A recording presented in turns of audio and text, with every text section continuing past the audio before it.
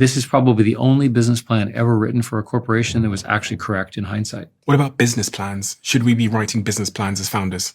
Google wrote a business plan. It was run by a fellow named Salar. And I saw it years later, and it was actually correct. And I told Salar that this is probably the only business plan ever written for a corporation that was actually correct in hindsight. So what I prefer to do, and this is how I teach it at Stanford, is try to figure out what the world looks like in 5 years, and then try to figure out what you're going to do in 1 year, and then do it, right? So if you can basically say, this is the direction, these are the things we're going to achieve within 1 year, and then run against that as hard goals, not simple goals, but hard goals, then you'll get there. And the general rule, at least in a consumer business, is if you can get an audience of 10 or 100 million people, you can make lots of money. Right. So if you give me any business that has no revenue and 100 million people, I can find a way to monetize that with advertising and sponsorships and donations and so forth and so on. Focus on getting the user right and everything else will follow. The Google phrase is focus on the user and everything else is handled.